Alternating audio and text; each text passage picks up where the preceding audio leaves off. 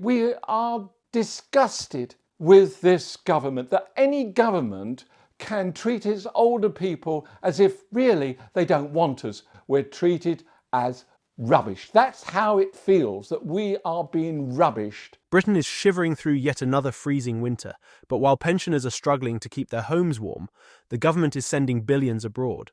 Sounds shocking, right? Labour promised a world free from poverty. But what about poverty here at home? When Keir Starmer took office in July last year, his government set out ambitious goals for international aid. They pledged to help struggling nations and fight climate change. But back home, many of our elderly citizens feel abandoned. This winter, Chancellor Rachel Reeves slashed winter fuel payments, just as energy prices soared. For pensioners, that's not just a budget cut. That's a life or death decision. And it doesn't stop there. Labour has quietly approved massive council tax hikes. Some councils are increasing rates by as much as 10%.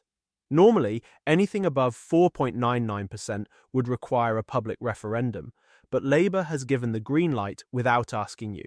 Meanwhile, the government is boosting foreign aid by £500 million next year. That's £500 million, money that could have been used to help pensioners cope with rising living costs. Conservative MP Kevin Hollinrake isn't holding back. He slammed Labour's decision, saying, "Labour would rather leave pensioners in the cold to fund their own priorities." And he's not alone. Many critics argue that while Labour is handing out billions abroad, they're ignoring struggling British families and pensioners who have worked hard all their lives.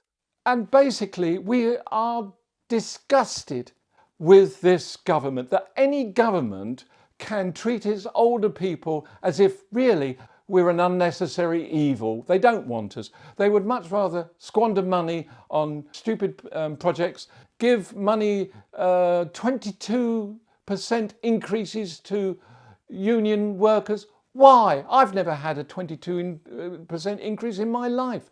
And yet I've been all over the world and for the British government setting up new colleges in the homelands of South Africa, and we feel disgusted. A government is known by the way it treats its elderly people.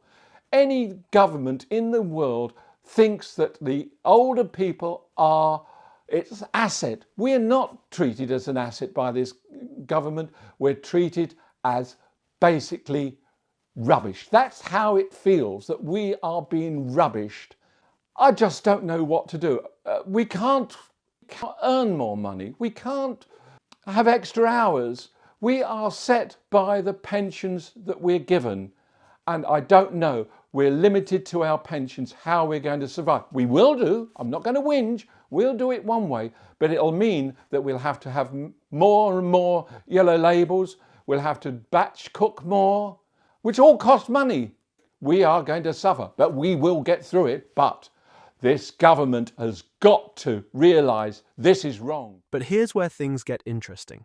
The Foreign, Commonwealth and Development Office, FCDO, reports that aid to several countries has already been reduced in recent years.